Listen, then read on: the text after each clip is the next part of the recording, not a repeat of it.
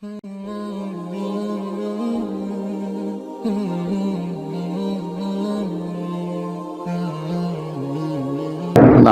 ونصلي ونسلم على رسوله الكريم اما بعد فاعوذ بالله من الشيطان الرجيم بسم الله الرحمن الرحيم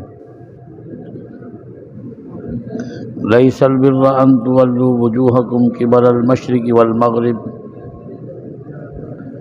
نیکی صرف یہی تو نہیں کہ تم اپنے چہروں کو مشرق و مغرب کی طرف پھیر لو، ولکن البر من آمن باللہ والیوم الآخر، لیکن نیکی تو یہ ہے کہ اللہ پر اور آخرت پر ایمان لایا جائے، والملائکۃ والکتاب والنبیین، فرشتوں اور کتابوں اور نبیوں پر ایمان لایا جائے، وآت المال علی حبہ ذوی القربى والیتامى والمساکین وابن السبیل، اور اللہ تعالیٰ کی محبت میں قریبی رشتہ داروں، یتیموں، مسکینوں اور مسافروں پر اسے خرچ کیا جائے، والسائلین وفی الرقاب، اور غلاموں کو اور سائلوں کو دیا جائے، واقام الصلاۃ وآت الزکاۃ، نماز ادا کریں، زکوٰۃ دیں، والموفون بعہدہم اذا عاہدوا، اور اپنے وعدوں کے پورا کرنے کے خوگر ہوں، والصابرین فی البأساء والضراء وحین الباس، مشکل میں، مصیبت میں اور جنگ کے وقت صبر و استقلال ظاہر کریں، اولئک الذین صدقوا، یہ ساری صفات والے لوگ سچے ہیں، واولئک هم المتقون، یہی متقی ہیں۔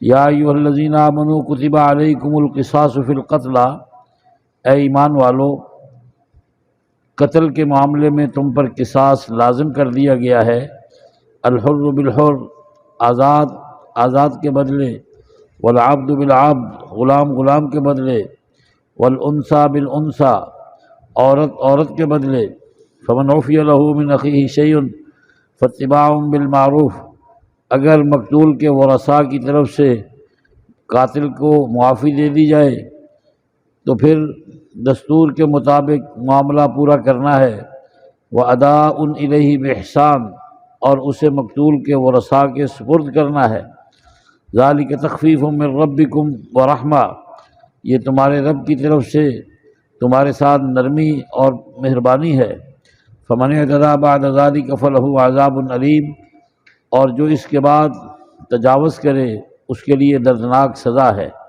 وَلَكُمْ فِي الْقِصَاصِ حَيَاةٌ يَا أُولِي الْأَلْبَابِ لَعَلَّكُمْ تَتَّقُونَ، اور تمہارے لیے قصاص میں زندگی ہے اے عقل والو، تاکہ تم پرہیزگار بنو، کتب علیکم اذا حضر احدکم الموت، تم پر لازم کر دیا گیا ہے جب تم میں سے کسی ایک کو موت آئے، ان ترک خیرا الوصیۃ للوالدین والاقربین بالمعروف حقا علی المتقین، اگر وہ پیچھے مال چھوڑ کر جائے تو والدین کے لیے، رشتہ داروں کے لیے دستور کے مطابق وصیت کرے، یہ اہل تقوی پر لازم ہے، فمن بدلہ بعد ما سمعہ فانما اسمہ علی الذین یبدلونہ، پھر جس شخص نے اس کی وصیت کو سننے کے بعد بدلا، یقیناً اس وصیت کو تبدیل کرنے والے گنہگار ہیں، ان اللہ سمیع علیم، بے شک اللہ سنتا ہے، جانتا ہے، فمن خاف من موص جنفا او اثما فاصلح بینہم فلا اثم علیہ، لیکن اگر وصیت کرنے والے کی طرف سے جانبداری یا گناہ کا خوف ہو تو پھر جو ان کے درمیان اصلاح کر دیں تو ان پر کوئی گناہ نہیں ہے، ان اللہ غفور الرحیم، یقیناً اللہ معاف کرنے والا مہربان ہے۔ حضرات گرامی، کل کے سبق میں یہودیوں کی بات ہو رہی تھی، مشرکین کی بات ہو رہی تھی۔ آج کے سبق میں روح سخن جو ہے وہ اہل کتاب یہود کی طرف ہے، ان سے کہا جا رہا ہے کہ تم جو قبلے کی تبدیلی کی بحث لے کے بیٹھ گئے ہو، اب اسے ختم کرو۔ اللہ کا جب تک حکم تھا، اللہ کے نبی نے، اہل ایمان نے بیت المقدس کی طرف 17 مہینے منہ کر کے نماز پڑھ لی، اب اللہ کا حکم بیت اللہ شریف کی طرف آ گیا ہے، ماننا تو اللہ کا حکم ہے، سمتوں میں کیا رکھا ہے؟ اس لیے یہ فضول بحثیں نہ کرو، اور اگر تم واقعی ایمان کا دعویٰ کرتے ہو تو ایمان کے دوسرے تقاضوں کو پورا کرو۔ ایمان کے اور تقاضے کیا ہیں؟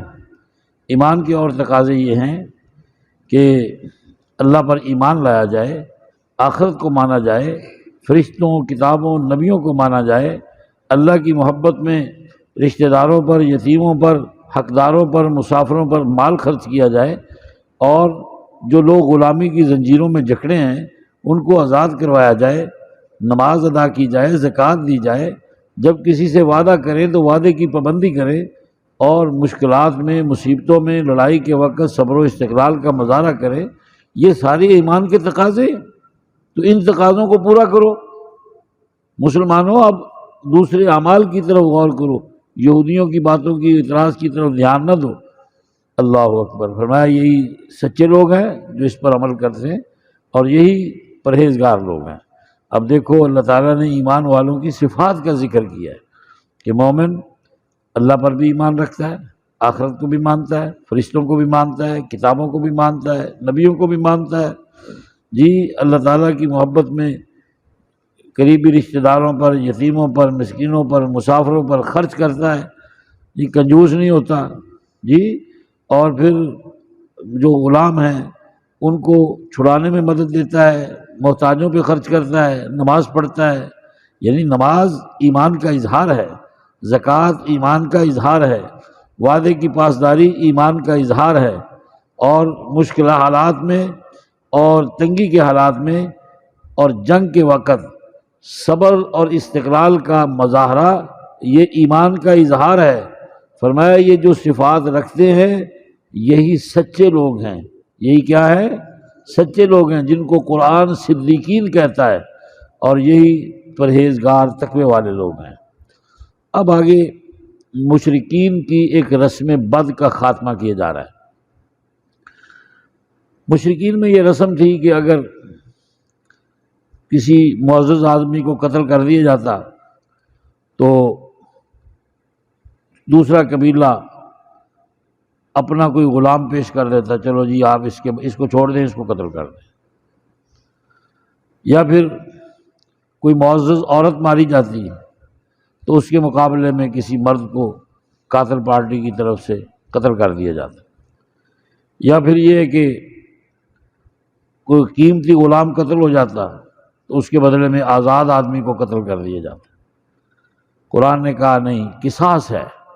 قصاص کا معنی ہوتا ہے برابری کا بدلہ، برابری کا، جیسا مارا ہے، جیسا کیا ہے ویسے بھرو۔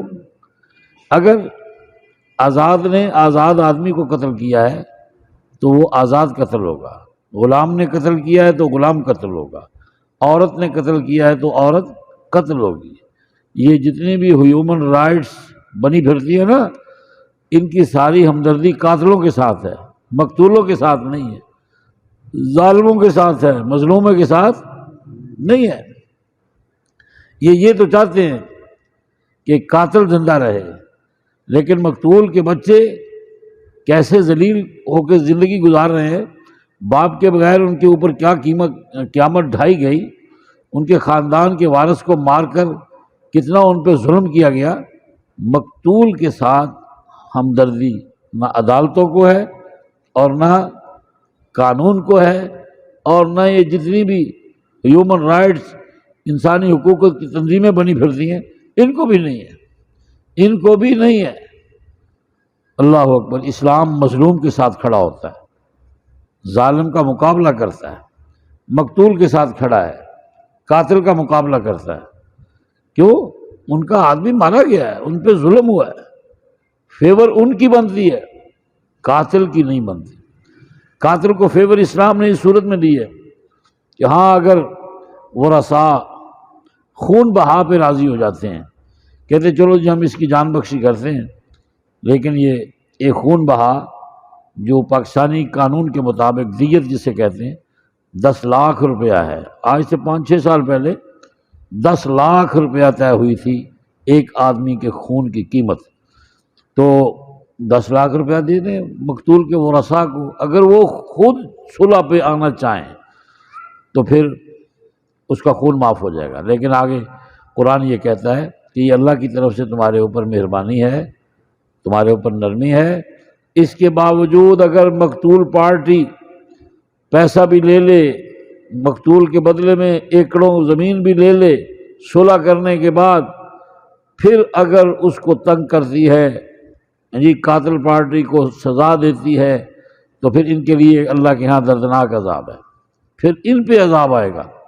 پھر اس نے تو صلح کر لی، اس نے تو ان کا خون بہا دے دیا، خون بہا دینے کے بعد قاتل سے کسی قسم کا معاملہ زیادتی کی کرنے کی اجازت نہیں ہے۔ فرمایا کہ اسی طرح یہ جو قصاص ہے نا، اس میں تمہارے لیے پیغام زندگی ہے، اور تاکہ تم اس سے بچو۔ اللہ اکبر۔ ایک دفعہ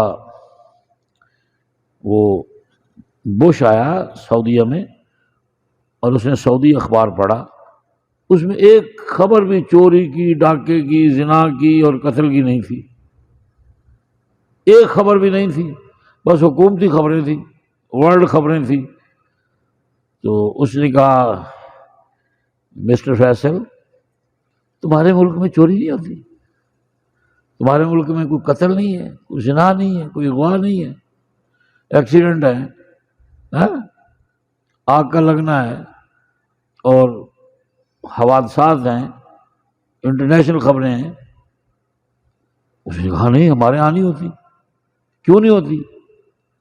پھر فیصل مرحوم نے یہ یاد پڑھی، وَلَكُمْ فِي الْقِصَاصِ حَيَاةٌ يَا أُولِي الْأَلْبَابِ لَعَلَّكُمْ تَعْقِلُونَ، کہ ہم مقتول کی فیور میں کھڑے ہوتے ہیں، ہم قاتل کو پکڑتے ہیں، سزا دیتے ہیں، ہم چور کو پکڑتے ہیں، ہاتھ کاٹتے ہیں، ہم زانی کو پکڑتے ہیں، سنسار کرتے ہیں، اغوا برائے تاوان والوں کو ہم سزائے موت دیتے ہیں۔ جو منشیات فروخت کرتے ہیں یا منشیات بیچتے ہیں، پکڑے جائیں تو سر قلم کرتے ہیں۔ ہمارے ہاں انسانیت کا احترام ہے۔ ایک قاتل کو اگر روکا جائے گا تو کتنے لوگ اس کے پھیلنے والے اس جرم سے بچیں گے۔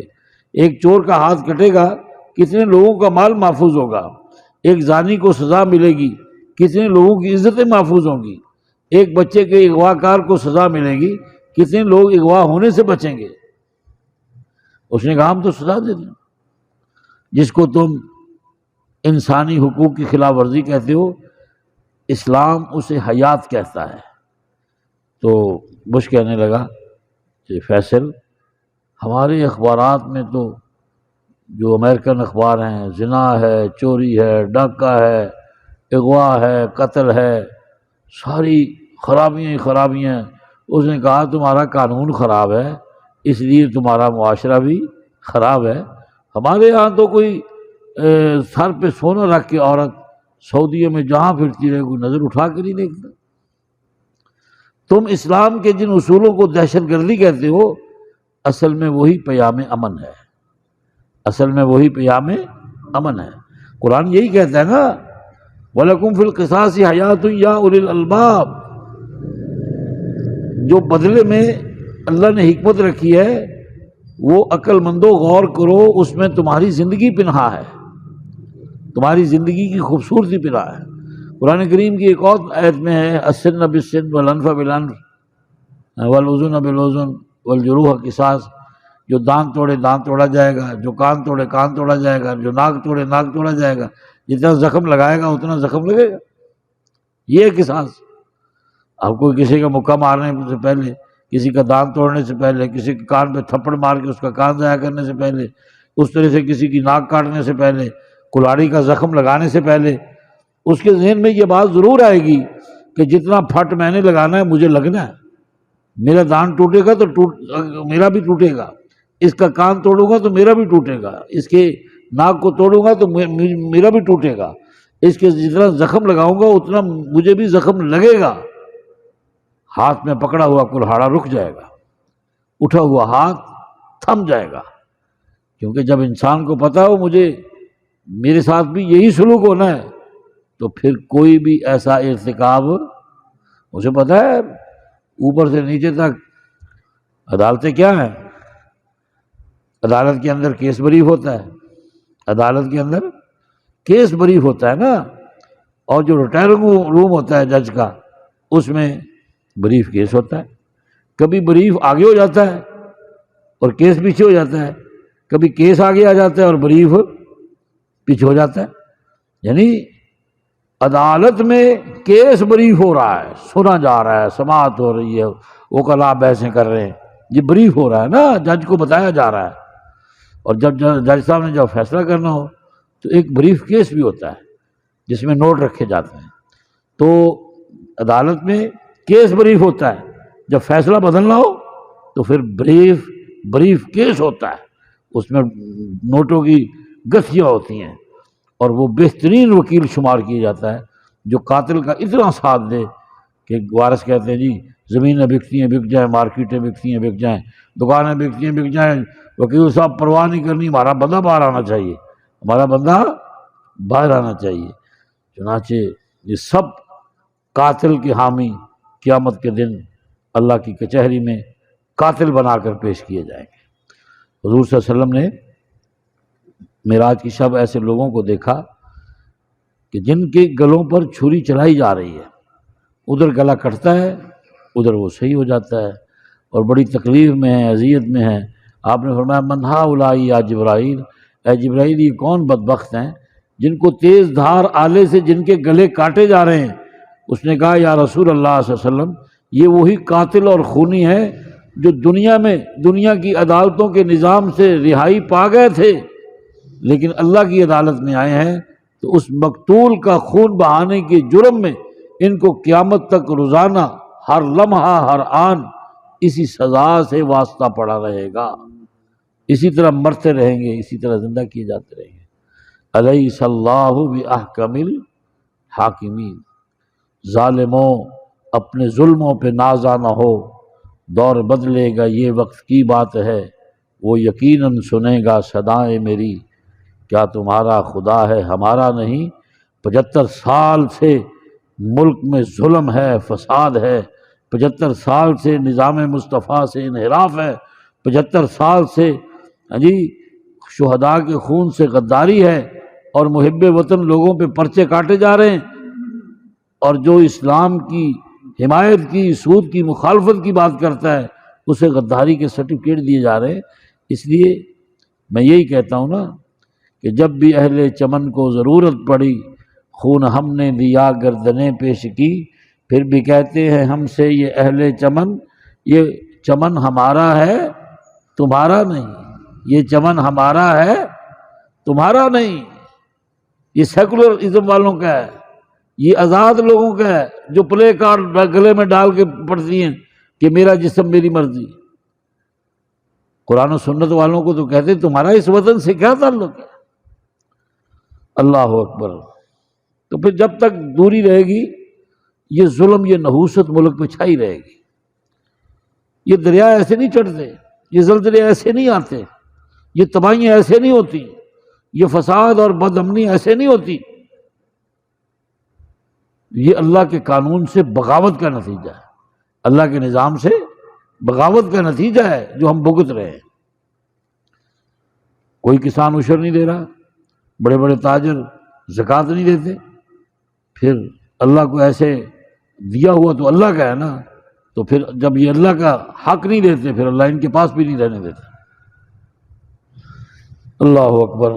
جنوں چاہے لاکھ کرے تو جنوں چاہے ککھ کرے. ککھ لینے والے دینے والے لینے والے بنا دیتا ہے، وہ دینے والے لینے والے بنا دیتا ہے. جہاں میں ہے ہر سو عبرت کے نمونے، مگر تجھ کو اندھا کیا رنگ و بو نے. کبھی اے بے خبر سوچا ہے تو نے، جگہ جی لگانے کی دنیا نہیں ہے، یہ عبرت کی جا ہے تماشا نہیں ہے. اللہ تعالیٰ ہماری اصلاح فرمائے. آگے فرمایا جا رہا ہے کہ یہ پرانا حکم ہے، اب یہ منسوخ ہو چکا ہے، اور قرآن کریم کے 4 پارے کی آخری آیت یوصیکم اللہ فی اولادکم والا سارا رکوع جو ہے یہ سورت کیا نام ہے نساء میں، اس میں اللہ تعالیٰ نے ہر وارث کا حق مقرر کر دیا ہے. جب یہ حق مقرر نہیں کیا تھا اس سے پہلے کی یہ آیت ہے کہ جب کسی کو موت کا وقت آ جائے تو وہ اس کے پاس مال ہو تو وہ اپنے والدین کے لیے، رشتہ داروں کے لیے دستور کے مطابق وصیت کرے، اور یہ لازم تھا. فرمایا جو اس وصیت کو سنے، دیکھو لوگ تجارتی سفر کرتے تھے، گھر میں نہیں ہوتے تھے، تجارت کا مال ان کے پاس ہوتا تھا، تو کسی موت کا وقت تو اللہ کو پتہ ہے نا، سفر تجارت میں کسی کو موت آ جائے تو پھر جو قافلے کا امیر ہوتا تھا اس کو وہ لکھواتے تھے کہ ہمارے ماں باپ کو اتنا دیا جائے، رشتہ داروں کو اتنا دیا جائے۔ قرآن نے کہا لکھواؤ وصیت، تو جو سن رہا ہے وہ اس کے بدلے نہیں، اگر بدلے گا تو گنہگار ہے، اللہ اسے معاف نہیں کرے گا۔ فرمایا اگر یہ وصیت کرنے والا جانبداری کا مظاہرہ کر رہا ہے، اپنے بیٹوں سے ناراض ہے، اپنے بولو نا بیٹوں سے ناراض ہے، بھائیوں سے ناراض ہے، کہتا میں ایکو نہیں دینی ساری جائیداد، ایکو نہیں دینا، بابا ڈٹ گیا کہتا میں ایکو نہیں جائیداد ساری دینی، باقی میں دینا ہی نہیں کچھ بھی۔ قرآن کہتا ہے کہ پھر جو وصیت کرنے والا اگر زیادتی کرے تو سننے والے اس کو قرآن و سنت کے مطابق تبدیل کر سکتے ہیں۔ کیا کر سکتے ہیں؟ پھر اس کی وصیت کا اعتبار نہیں ہوگا، پھر قرآن و سنت کی حکم کا اعتبار ہوگا، اور ایسے تبدیل کرنے والوں پر گناہ بھی نہیں ہوگا۔ اللہ معاف کرنے والا مہربان ہے۔